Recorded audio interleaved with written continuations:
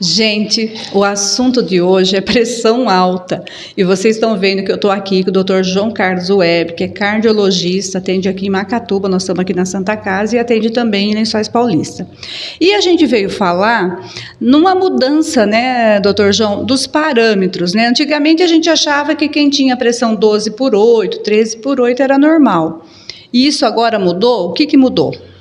Olha, o que acontece é o seguinte, hipertensão arterial, ou seja, aquela condição em que a pressão está alta e que a pessoa tem que tomar medicamento, é aquela que a sistólica está igual ou acima de 14 centímetros de mercúrio ou 140 milímetros de mercúrio, ou igual ou acima de 9 centímetros de mercúrio ou 90 milímetros de mercúrio. Então, a pressão igual ou acima de 14/9 é considerada hipertensão. O paciente tem que tomar remédio.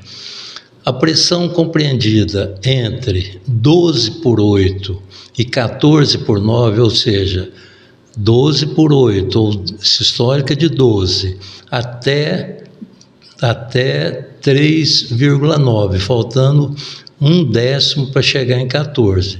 Essa condição aí nós chamamos de pré-hipertensão. Em relação à pressão diastólica, acontece a mesma coisa, o 8. Quando você tem a pressão diastólica igual a 8 ou acima de 8 até 8,9, ou seja, faltando 1/10 para chegar a 14, nós consideramos isso aí como pré-hipertensão. Então, isso não é hipertensão. Então, 12/8 é uma pré-hipertensão. Qual que é a importância disso? É que quando a pessoa tem uma pressão de 12/8, ele não precisa tomar medicamento.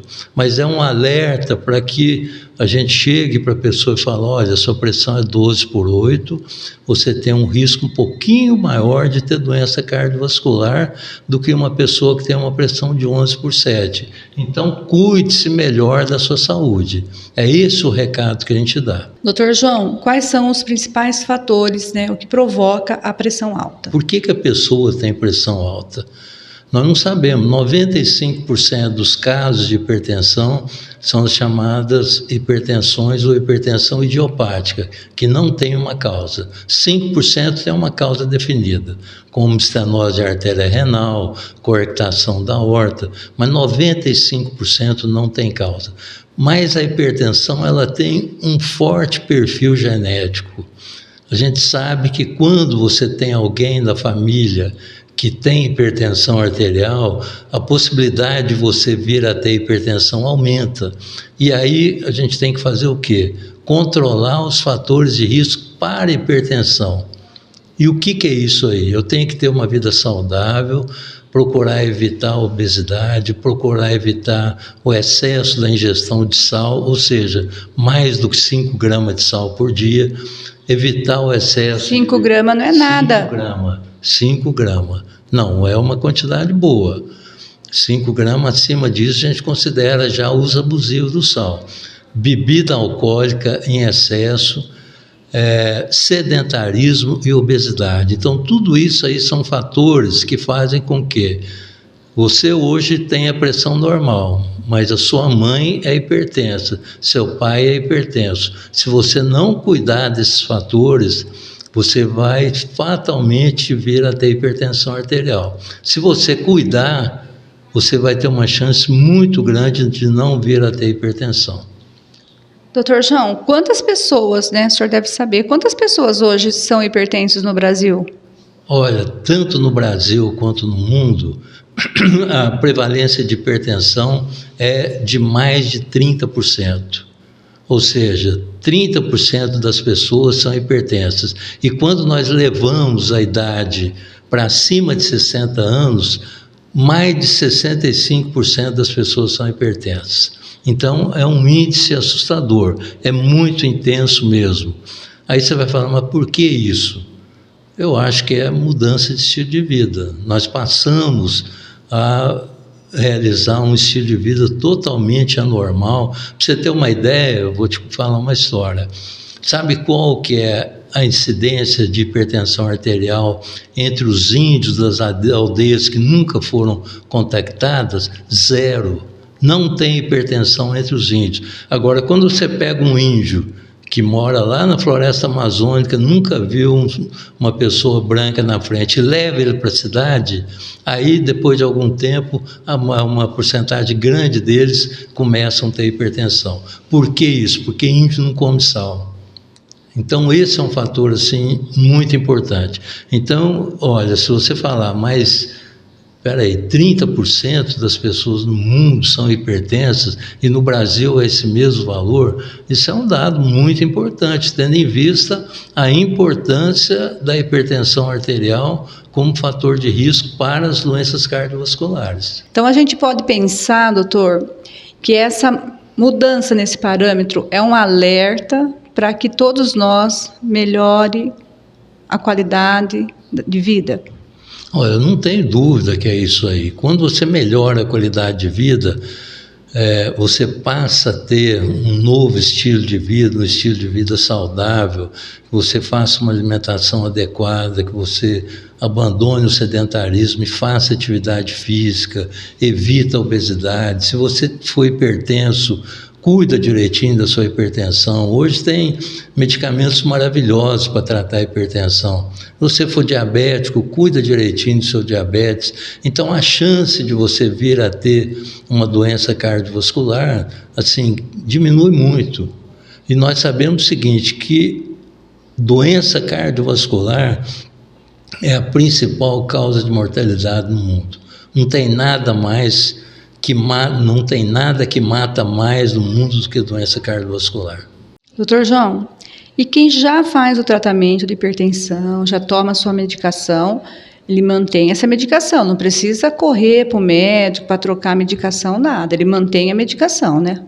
Não, de forma alguma. Se você já toma medicamento, a sua pressão está controladinha, está em 12/8, belezinha, não tem que correr atrás de nada, mudar remédio devido a esses novos paradigmas aí da pressão arterial.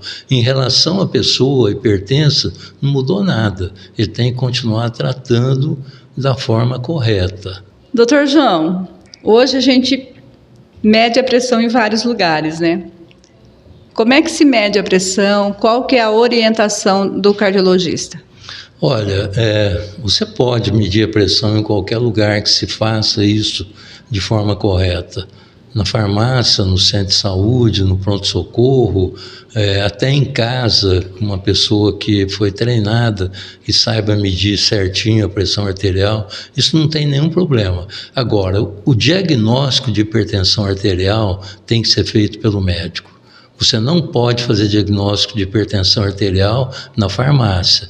Isso está errado, porque quando você faz o diagnóstico de hipertensão arterial, subentende que você tem que tomar remédio para o resto da vida, a não ser que você seja obeso e você consiga reduzir peso, porque a fisiopatologia da hipertensão na obesidade, ela segue um caminho diferente.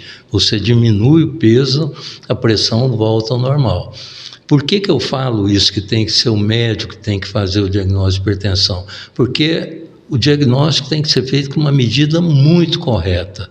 Vou te falar uma coisa, quando você vai medir a pressão pela primeira vez de uma pessoa, essa pessoa tem que estar com a bexiga vazia, ela não pode ter realizado nenhum exercício físico 1 a 2 horas antes, não pode ter fumado 1 a 2 horas antes, não pode ter tomado bebida alcoólica 1 a 2 horas antes. Então são cuidados que a gente tem que fazer para fazer o diagnóstico de hipertensão. Outra coisa, a pressão arterial tem que ser medida nos 2 braços. A gente mede um braço, mede no outro, e quando existe uma diferença da pressão arterial de mais de 15 milímetros de mercúrio entre um braço e outro, isso é indicativo de doença vascular. Uma outra coisa, pessoas mais idosas e principalmente com diabetes, quando você mede a pressão dele sentado ou deitado é uma coisa, quando você coloca ele de pé a pressão cai. Isso aí é chamado de hipotensão ortostática. Então a gente tem que levar isso em consideração. Eu estou medindo a pressão de um senhorzinho diabético, a pressão dele sentadinho lá está 14/10. Eu falo, eu vou medicar ele. Aí você começa a dar remédio, ele fica de pé, a pressão vai para 8/6, e ele tem tontura e ele cai. Então, tem que ser tomado muito cuidado para o diagnóstico da hipertensão arterial. E vale a pena comentar que não é raro a questão da hipertensão do jaleco branco. Tem pessoa também que vê o médico ali, isso aí já causa elevação da pressão. Essas pessoas teriam indicação de fazer o mapa, né, a monitorização ambulatorial da pressão. Aí você coloca um aparelhinho, ele fica medindo a pressão durante 24 horas e ali ele não está na frente do médico, você tira esse fator aí agravante. Bom, gente, então, olha, o Dr. João explicou para a gente certinho, mas principalmente a gente tem que mudar os hábitos, diminuir o sal, praticar atividade física e ter mais qualidade de vida. Muito obrigado, doutor.